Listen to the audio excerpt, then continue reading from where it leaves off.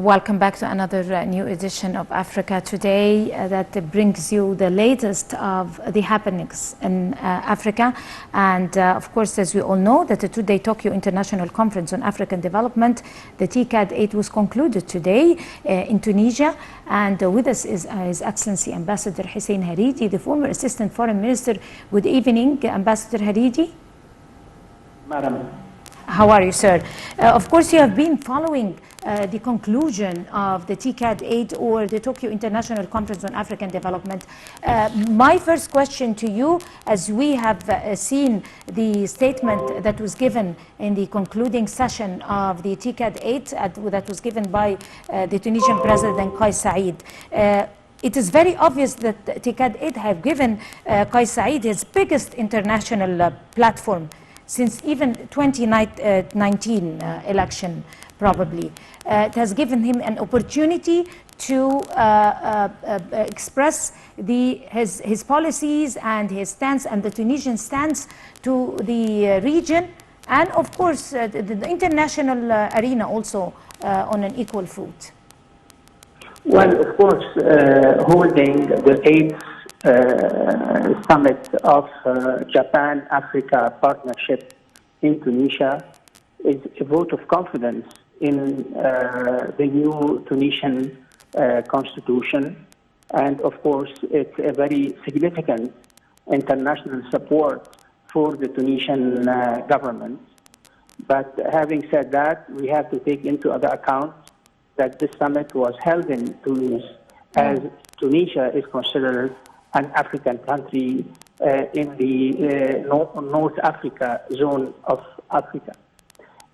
So what's important is that this is the first international summit that takes place in Africa, concerning Africa, after the outbreak of the war in Ukraine last February, and its consequences on the situation of food security in Africa, as well as on the levels of oil and gas prices for the African governments.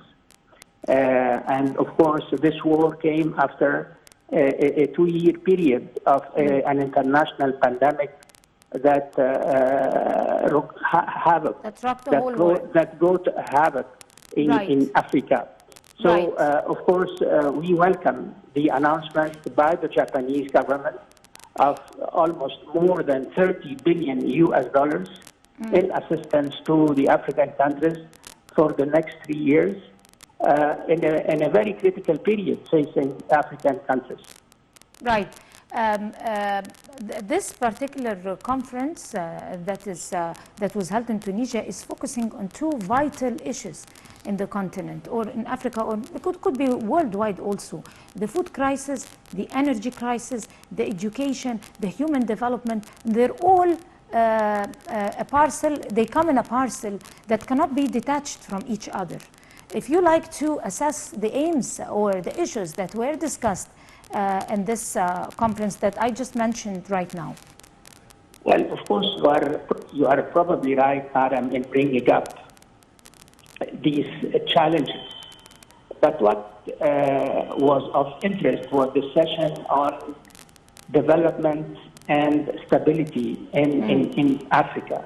Right. And development, of course, you are well aware of the agenda of 2063 that was approved by the African Union about the sustainable economic development in Africa till 2063. But on the other hand, the word stability is the key word to understanding the difficulties and the challenges facing African countries today. Here, stability encompasses the strategic, the political, the economic, the culture, women empowerment, creating job opportunities for African youth. So all, as you said, Madam, of course, all these questions are interrelated.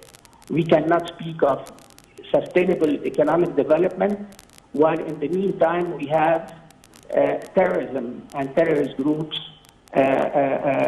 deployed and working in some African zones like Sahel and Sub-Saharan Africa, in South Africa, in the Horn of Africa, in Somalia. So the challenges that have faced Africa are well known. And of course, with the war in Ukraine, as you said, we have the food security problems as well as the prices of energy. But having said that, when we speak about the challenges confronting Africa, also we have to take into consideration the opportunities.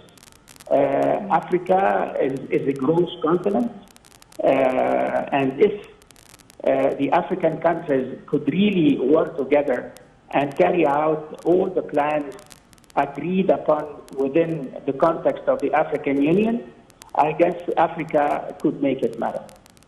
It seems very much that Japan is very much in belief and is in support of the same goals, sustainable goals, the 17 goals of sustainable development, that people should possess vision, people should fight corruption, people should invest on their natural resources and know how to administrate it. The same sustainable goals that were set in an earlier period during the chairmanship of Egypt's chairmanship for the African Union, when President Abdel Fattah el-Sisi have talked about the vision of 2030. So how important is sticking to the vision, the 17 goals of the Sustainable Development Vision? Well, you refer to the Egyptian chairmanship of the African Union in 2019, 2020. Right. And of course, Egypt exercised its responsibilities in the context of commitments to African plans, whether we are speaking about development of infrastructure, fighting terrorism, women empowerment, creating job opportunities for the youth in the fields of culture. So we, at the time, I remember that one of the main topics, the main themes of the Egyptian presidency of the African Union back then was how to work consistently among various development plans. The United Nations 2030 sustainable goals, the African Sustainable Economic Development Agenda 2063, and how we can incorporate the national economic development agendas like Egypt Vision 2030 into a grand plan, working this plan, a strategic plan, a comprehensive plan, whose objective is to make sure that the consistency among all these plans are in favor of long-term development of African countries. Right. How have you assess the statement given by the Tunisian President Kais Saied again, and by also the Japanese Prime Minister Fumio Kishida, when they talked about the importance of soft powers between... Hello? Hello? Yes, I hear you. I was talking about the importance of soft powers between different countries as a foundation for any development, you know, excluding wars, excluding economic conflicts, excluding political conflicts, and starting together to lay a foundation that is based on soft power between different nations to achieve the Sustainable Development Goals and the vision of 2063. Well, in Egypt, we have to redefine what we mean by soft power, madam. because I have a feeling that our definition of soft power, between commas, need to be reappraised again. Why? Because now soft power is no longer about arts, movies only. Now it's about the soft power in the modern world is based on good governance. And when you bring up soft power, that's what comes to mind: good governance. And the topic of good governance, I was watching the remarks by the chairman of the African Commission in the African Union today in Tunisia. And he spoke about good governance in Africa. What do we mean by good governance? Good governance is democracy, respect for human rights, accountability, the rule of law, fighting corruption. I personally believe that if the motto of Africa for the next few decades is to establish good governance throughout Africa, I guess we can overcome, and we work seriously in carrying it out. I tend to believe that the chances are that the success of all sustainable economic development plans and visions would be achieved. Right. A final question, Your Excellency, sir, real quick, because we're running out of time.